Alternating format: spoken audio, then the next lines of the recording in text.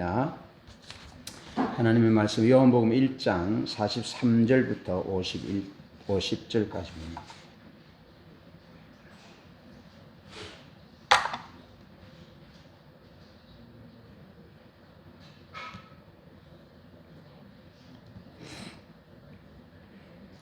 요한복음 1장 43절부터 50절 우리 다 한 음성으로 합독하겠습니다. 시작. 이튿날 예수께서 갈릴리로 나가려 하시다가 빌립을 만나 이르시되 나를 따르라 하시니 빌립은 안드레와 베드로와 한 동네 베세다 사람이라. 빌립이 나다나엘을 찾아 이르되 모세가 율법에 기록하였고 여러 선지자가 기록한 그 일을 우리가 만났으니 요셉의 아들 나사렛 예수니라. 나다나엘이 이르되 나사렛에서 무슨 선한 것이 날 수 있느냐. 빌립이 이르되 와서 보라 하니라. 예수께서 나다나엘이 자기에게 오는 것을 보시고 그를 가리켜 이르시되 보라 이는 참으로 이스라엘 사람이라. 그 속에 간사한 것이 없도다. 나다나엘이 이르되 어떻게 나를 아시나이까. 예수께서 대답하여 이르시되 빌립이 너를 부르기 전에 내가 모하가 나무 아래에 있을 때에 보았노라. 나다나엘이 대답하되 랍비여 당신은 하나님의 아들이시요 당신은 이스라엘의 임금이로소이다. 예수께서 대답하여 이르시되 내가 너를 무화과 나무 아래에서 보았다 함으로 믿느냐. 이보다 더 큰 일을 보리라. 아멘.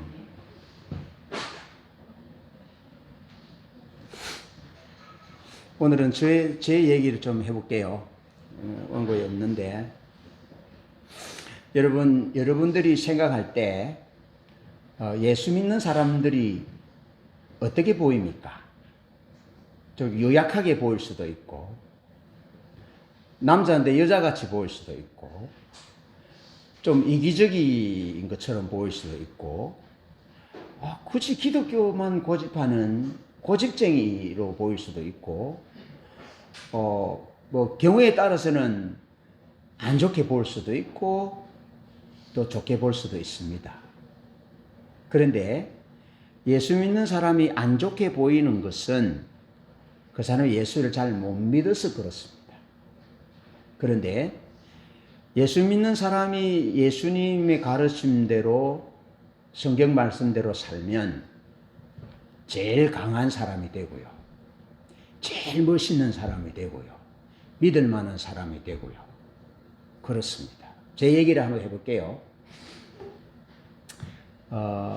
자랑이 아니고 이제 이야기를 풀어나가는 이제 그 접근입니다. 제가 1989년에 결혼했거든요. 89년 결혼했는데 이제 한 35년 됐죠. 내 마음속에 지금 살아있는 게 뭐냐면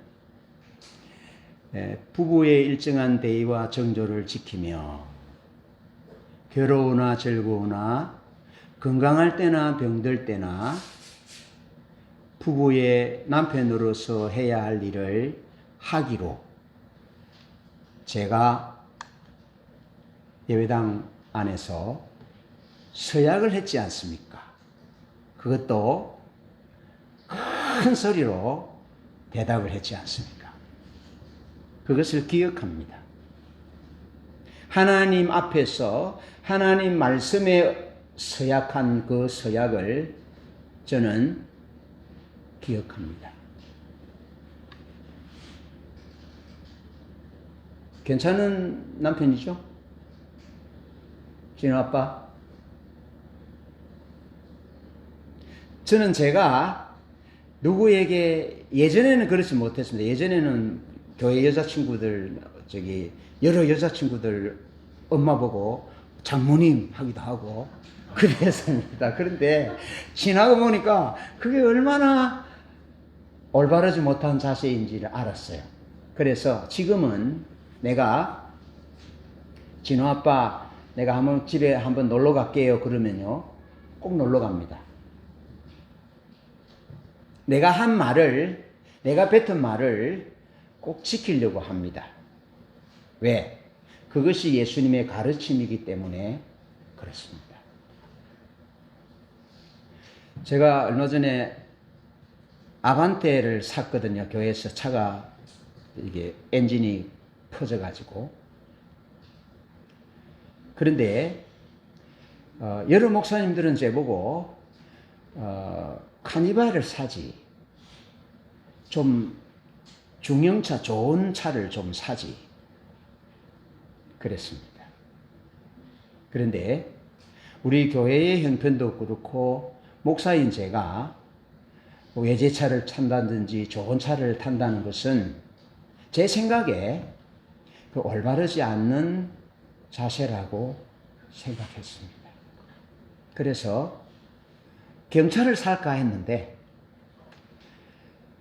내가 경차를 타고 다니면 우리 집사님들이 좋은 차를 타고 다니는데 너무 부담될 것 같고 해서 아반떼를 샀습니다. 그래서 아반떼의 차 이름을 덩키라 지었습니다. 예, 덩키는 낙이라는 뜻이거든요. 예수님이 예루살렘 성전에 오를 때 낙이 새끼를 타셨어요. 그래서 제가 타는 차는 덩키 9구다.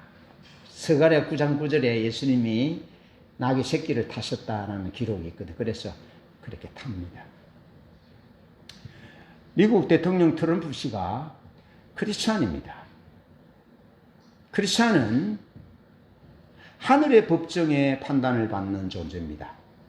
그러니까 국가 우선주의가 먼저가 아니고 하늘의 법정, 하나님의 관점, 하나님의 말씀에 판단받는 존재가 크리스찬입니다. 미국 대통령이기 이전에 하나님의 아들로서 서야 하는데 벌집 쑤셔 놓듯이 전 세계를 관세로 문제로 쑤셔 놓았습니다. 제가 예전에도 그렇게 했듯이 국가주의는 하나님과 하나님의 뜻에 반대되는 주의다. 하나님 기뻐하지 않는다 그랬습니다.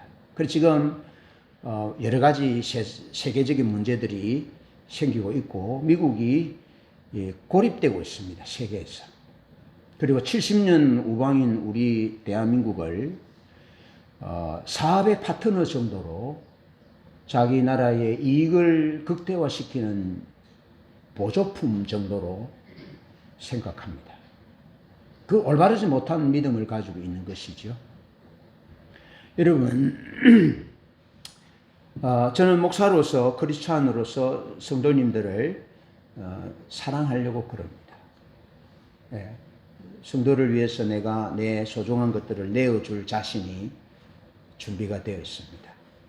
예, 예수를 믿는다 하는 것은 더 큰 가치를, 영원한 가치를 가슴에 품고 살기 때문에 그가 살아가는 삶은 아름답게 되어 있고 그가 만들어가는 가정은 행복한 가정이게 되어 있고 그가 만들어 꿈꾸는 나라와 사회는 정의롭고 평화롭고 공정하고 공평하고 친절한 그런 사회를, 그런 국가를, 그런 나라를 꿈꾸게 되어 있습니다.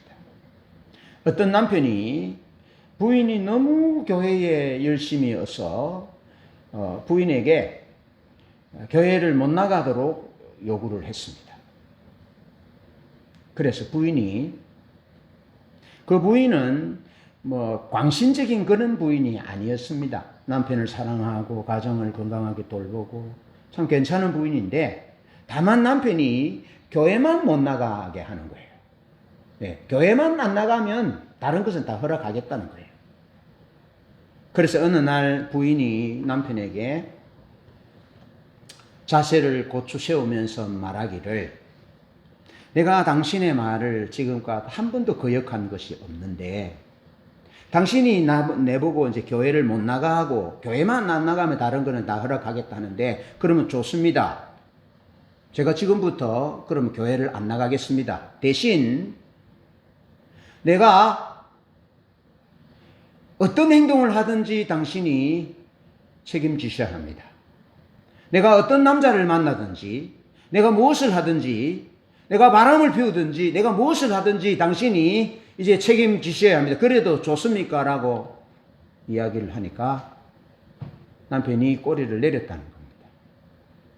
무슨 얘기냐 하면 하나님의 사람들은 예수 믿는 사람들은 절대적인 가치, 영원한 가치, 사람을 사랑하고 존중하는 가치, 정의로운 사회가 되기를 열망하는 가치, 억울한 일이 없는 사회, 억울한 사람이 없는, 눈물 흘리는 것이 없는 그런 공평하고 정직하고 화목한 사회가 되기를 원하는 가치, 그 가치를 하나님으로부터 받았기 때문에 그의 삶은 건강하고 그의 사고와 가치와 그가 추구하는 모든 이상들은 올바른 방향으로 나아가게 되어 있다 하는 겁니다.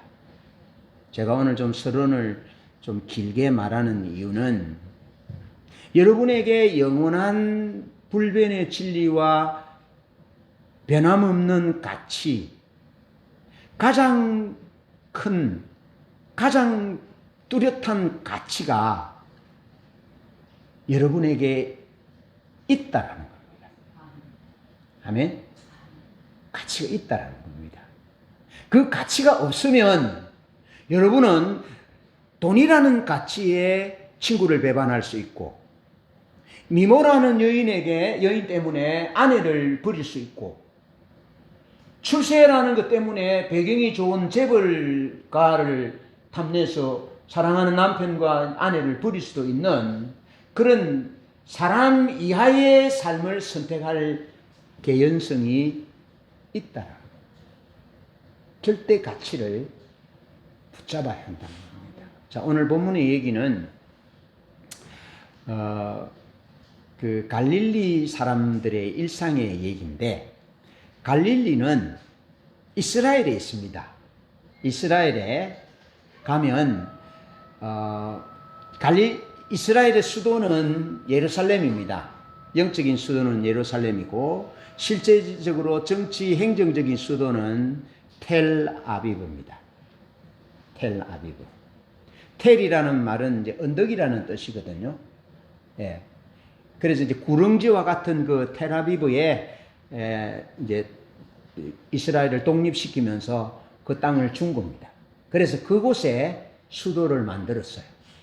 그리고 그 수도 텔아비브로부터 갈릴리는 저 시골입니다. 시골. 그 갈릴리 주변에는 갈릴리 밑으로 쭉 나가면 사막이 있고 뭐 돌산만 있고 그렇습니다.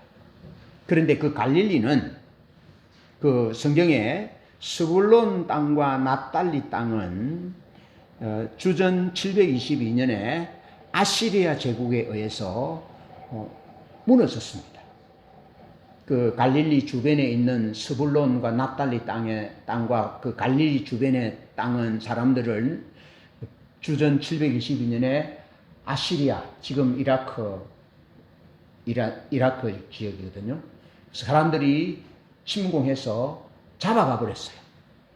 잡아가면서 그 다른 도시에 있는 이방 사람들을 거기에 이주시켜서 살게 했습니다. 그래서 이스라엘 유대 사람들이 볼 때는 그곳을 이방의 땅이라고 말하는 거예요. 이게 유대 땅은 유대 땅인데 그곳에 사는 사람들은 피가 더러워졌다. 혼혈이 됐다. 그래서 그곳을 어둠의 땅이고 이방의 땅이고 상정할 수 없는 깨끗하지 못한 동네라고 시급을 받았다 이 말이죠. 어떤 곳이? 갈릴리라는 곳이. 네. 그래 한번 생각해 보십시오. 정치적으로는 로마의 압제를 받고 있습니다. 로마에 세금을 내야 됩니다. 로마의 앞잡이들이 세금을 징수해서 좀 착복하고 로마에 바치기도 합니다. 정치적으로는 그렇습니다. 또 그 경제적으로는 시골이니까 상당히 어려운 삶이죠. 상당히 어려운 삶입니다. 그러는 상황 가운데 그들이 충분히 인생을 비관하고 신세를 한탄하고 원망하고 인생을 저주하고 그렇게 살 수 있는 상황이지만 그들의 마음에는 변치 않는 어떤 가치가 있었다는 겁니다. 정치적으로, 사회적으로, 경제적으로 피폐하고 원망받고 소외당하고 어둡고 침침한 그런 어두움의 언저리의 땅이었지만 그들의 마음 중심에는 변치 않는 절대적인 가치가 살아 숨쉬고 있었다는 겁니다. 어두운 밤을 밝히는 그 별처럼 그들의 가슴에 영롱히 사라지지 않고 빛나는 것이 있었는데 그것이 무엇이냐면 하나님이 모세와 선지자와 시편의 글을 통해서 메시아를 보내줄 것이다 하는 이 하나님의 약속, 이것을 그들은 절대적인 가치로 붙들고 살았다는 겁니다. 여러분, 이스라엘 사람들은요 좀 특별합니다. 뭐가 특별하냐면 모든 경제와 모든 사회 시스템의 구조가 하나님께로 맞춰져 있습니다. 농사를 지을 때도요, 우리처럼 수리시설이 돼가지고 저수지에서 물을 내려주고 그렇게 안 돼 있습니다. 하늘에서 비가 내려와야만 농사를 짓는 그런 땅입니다. 바로 저 제주도처럼 비가 내리면 바로 흡수해 버려요. 그러니까 비가 내리지 않으면 농사가 안 되는 곳입니다. 그래서 씨를 뿌릴 때는 하나님 우리에게 비를 내려 주십시오, 그렇게 간절히 기도하고, 그래서 씨를 뿌렸는데 기도하면 하나님이 성경에 늦은 비와 이른 비를 주셔서 보리와 밀이 잘 자랄 수 있도록 해주셔요. 그리고 이제 씨앗이 나잖아요. 싹이 나잖아요. 그러면 그때부터는 이스라엘 사람들 모르면 하나님 이제는 비는 스톱, 이제는 따뜻한 태양과 남녘의 바람을 보내주세요 기도하는 거예요. 왜냐하면 그때부터 포도와 무화과와 석류와 올리브 이런 과일들이 이제 열리기 시작하거든요. 그러니까 과일들이 열릴 때는 비가 내리면 과일의 당도가 떨어지니까 과일의 상품값이 떨어져요.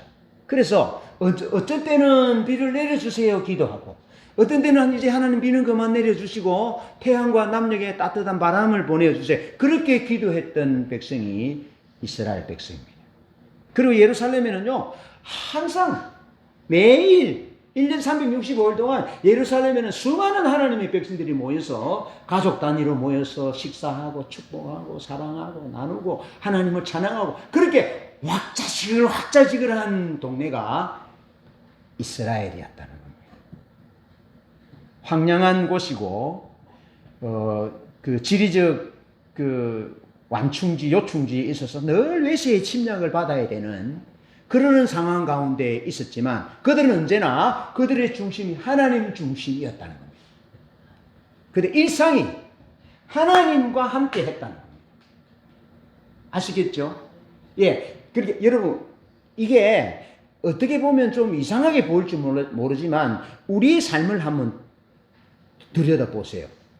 우리 삶을 들여다보면요, 나는 나 자신을 소중히 여깁니다. 나는 내가 아프면 약을 먹습니다. 힘이 없으면 힘이 나는 것들을 먹습니다. 왜? 내가 건강해야 내가 내 아내를 사랑하고 가정을 돌볼 수 있고 교회를 돌볼 수 있기 때문에 그렇습니다. 그래서 내가 소중해요. 그리고 우리 가정이 소중해요. 그리고 우리 교회가 소중해요. 아시겠죠? 근데 거기서만 끝나는 것이 아니고 왜 내가 소중하고 왜 가정이 소중하고 왜 우리 교회가 소중하냐 하면 더 큰 가치인 하나님의 뜻을 따라서 살기 위해서 그것들이 소중한 거예요. 내가 건강해야, 내가 정신이 올바라야 내가 하나님의 뜻을 따라 살 수 있어요. 우리 가정이 믿음으로 살아야 우리 가족들이 대한민국이라는 사회와 국가에 하나님의 뜻을 따라 살 수 있어요. 아시겠죠? 그래서 이스라엘 사회는 절대 가치의 삶이 맞춰져 있었어요. 아시겠죠? 절대 가치에. 지금 제가 드리는 말씀 굉장히 중요한 얘기입니다. 우리 삶을 한번 돌아보자는 겁니다.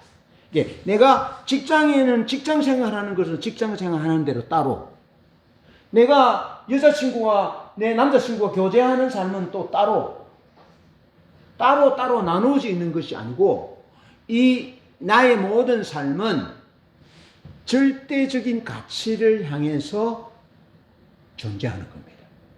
그런데 어떻게 보면 좀 손해가 되는 것 같지만 절대 가치, 불변하는 가치 때문에 35년이 지났지만 나는 내 아내에게 남편으로서의 의무를 다 하려고 기억합니다. 이렇게 절대 가치를 따라서 살지 않으면 우리 삶은 여러 가지 굴곡이 많다라는 거예요. 여러 가지 굴곡들이. 그래서 어떤 굴곡에는 헤어나오지 못하는 굴곡에 빠질 수 있다는 겁니다. 예를 들어 알코올리즘이 된다든지 마약 중독자가 된다든지 어떤 때는 뭐 주식에 투자해가지고 다 망한다든지 그런 굴곡이 있다라는 겁니다. 절대 가치가 없으면. 그래서 이스라엘 백성들의 삶은 하나님이라는 절대 가치에 초점이 맞춰서 살아갔기 때문에 지금도 이스라엘은 세계의 최고의 강한 나라가 된 거죠. 예, 그 얘기를 하는 겁니다. 여러분 삶 가운데 절대 가치에 우리 가정과 우리 부부와 내 삶이 초점 맞춰져 있는지를 생각해 보아야 한다는 겁니다. 다시 본문으로 돌아가면 갈릴리는 어두움의 언저리에 있었어요. 그래서 성경에는 그가 유대 땅인데도 이방인의 땅이라고 말해요. 이방인의 땅.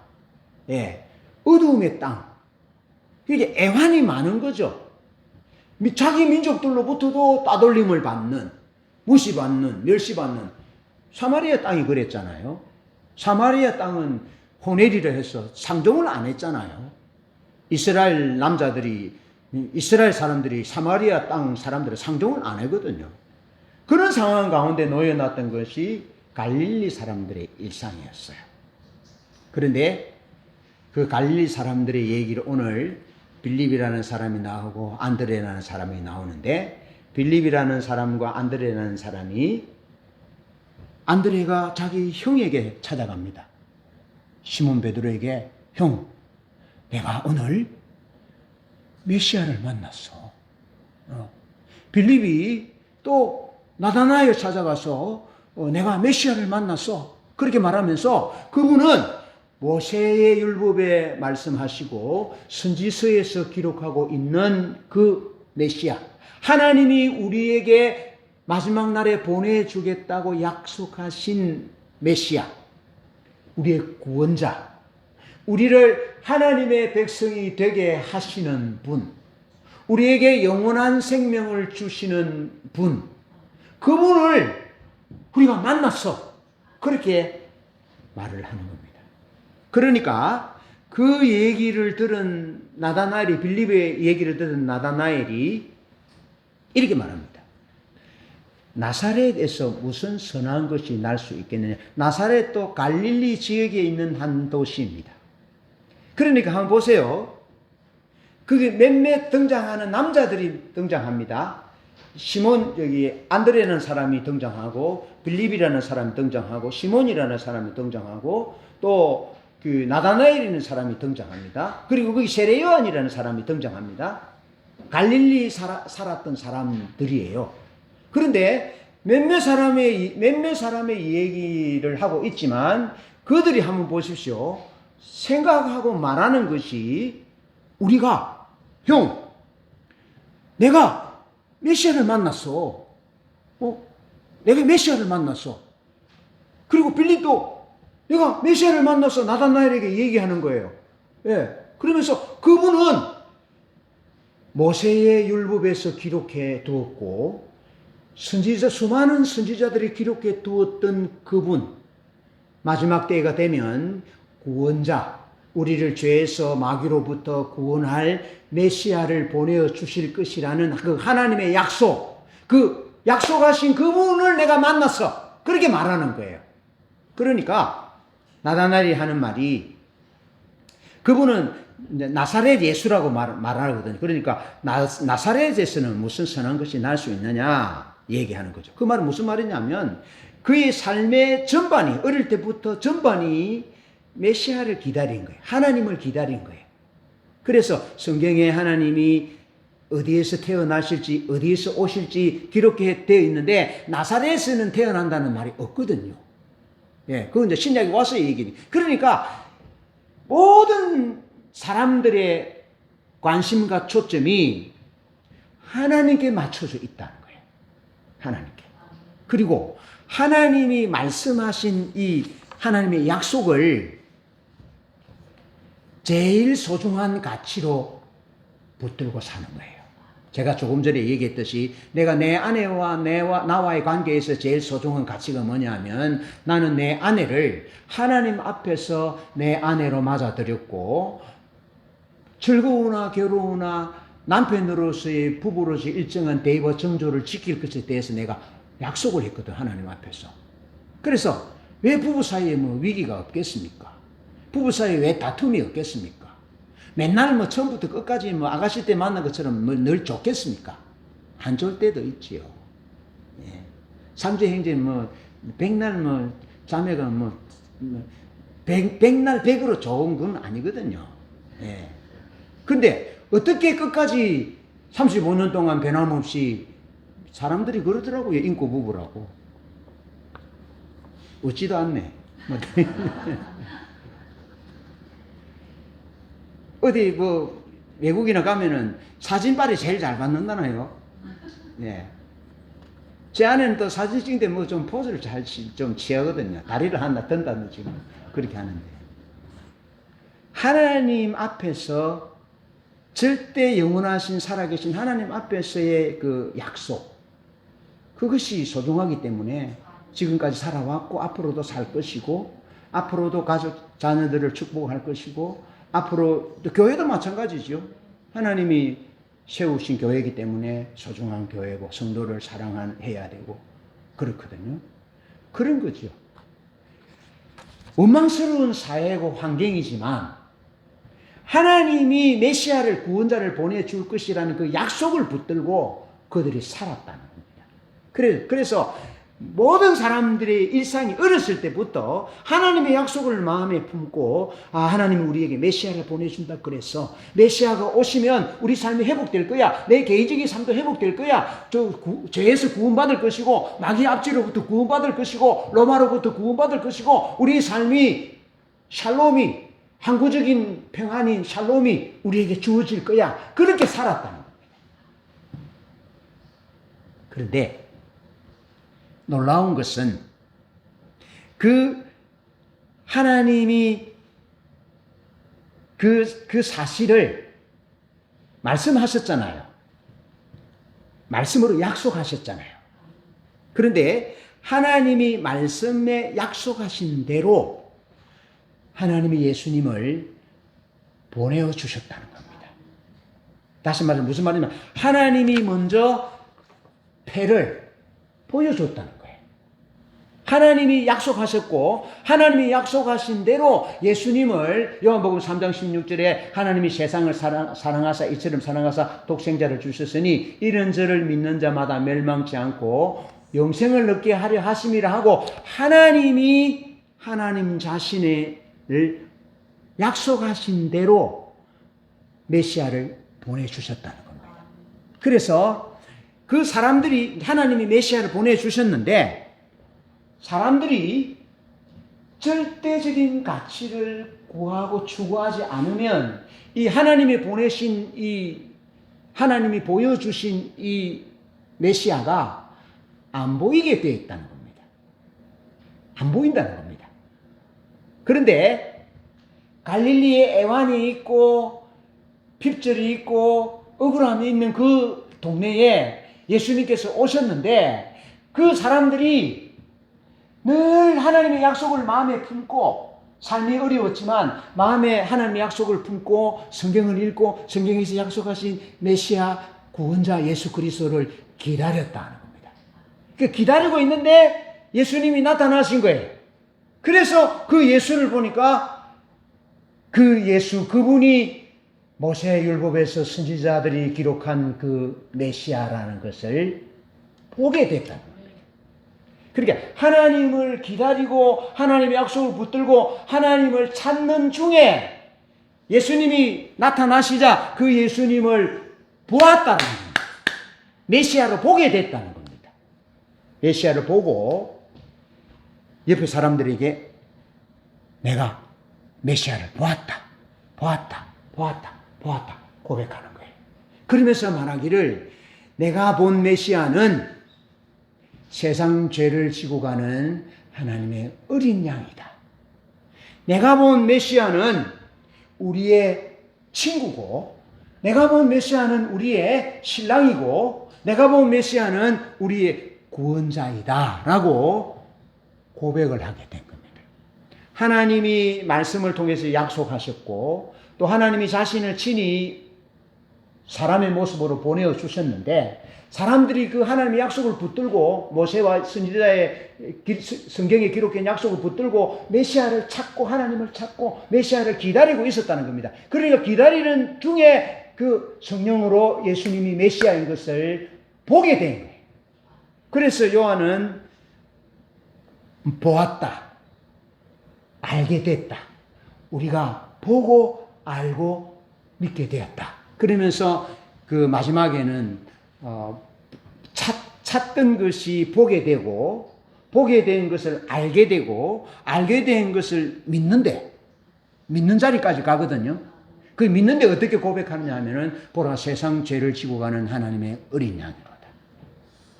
라비어, 당신은 하나님의 아들이시요 이스라엘의 임금입니다.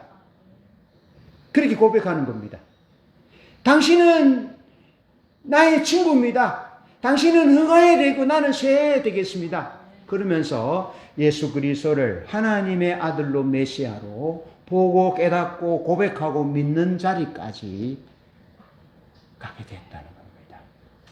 여러분, 추석 명절 많은 사람들을 만날 수 있을 것입니다. 만날 때에 여러분, 우리 속에 절대 가치, 하나님의 가치, 하나님을 사랑하는 자는 사람을 사랑하게 되어 있습니다. 그렇게 사람을 뜨겁게 사랑할 수 있기를 바라고, 하나님을 찾고 찾으면 하나님이 우리 눈을 열어서 하나님을 알게 하고 하나님의 초자연적인 역사를 보게 하고 깨닫게 하셔서 믿게 합니다.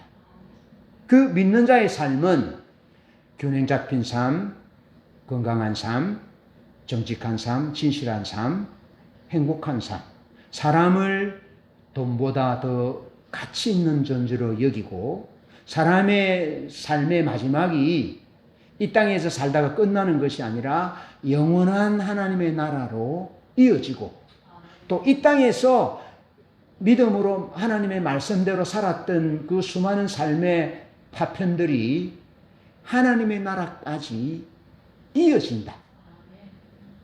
반드시 이어집니다. 이 땅에서 부부로 산 사람들은요, 하나님 나라에도 부부로 사는 것은 아니지만 하나님 이 땅에서 살았던 그 아름다운 추억과 하나님의 방식으로 살았던 그 삶이 하나님의 나라에서도 영광으로 존재합니다. 미켈란젤로의 그림들이 하나님의 나라에서도 그대로 존재할 겁니다. 나니아 연대기의 C.S. 루이스의 나니아 연대기의 영화들이 있잖아요. 하나님 나라에서 그대로 존재할 겁니다. 그래서 우리의 삶이, 지금 현재 우리의 삶이 좀 핍절하고 좀 애환이 있고 또 어둠의 땅일 수도 있고 이방인의 땅이라고 무시받을 수 있지만, 우리가 하나님을 찾고 찾으며 하나님이 보이신 그 진리를 따라 우리가 인생을 살아간다면 우리 삶은 의미 있는 삶이라는 겁니다. 그렇게 이번 추석도 그렇게 보내고 우리 남은 날도 그렇게 하나님을 깊이 알고 믿고 고백하는 절대 가치와 절대 진리를 따라 살아가는 그런 행복한 삶이 되시기를 주님의 이름으로 축복합니다. 아멘.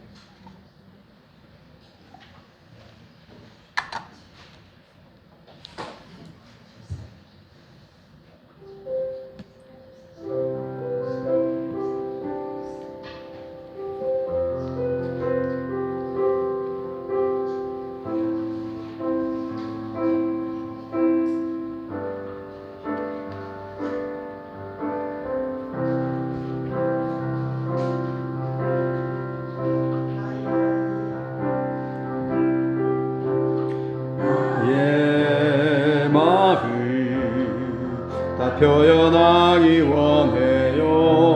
주님 사랑 내게 어떤 의미인지 나의 전부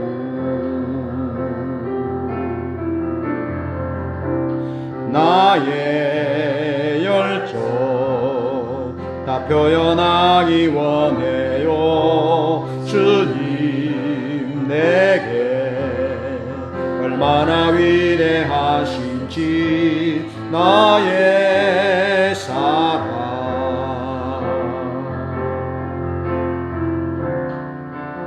주 나의 갈망을 주 사랑하는 것 주 발에 부어진 그 향유와 같이 내 맘의 찬양을 주님께 드려요. 깨진 옥합처럼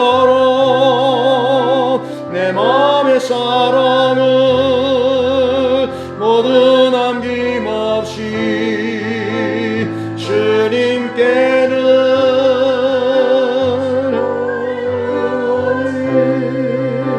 그 향유와 같이 내 맘의 찬양을 주님께 드려요. 깨진 옥합처럼 내 맘의 사랑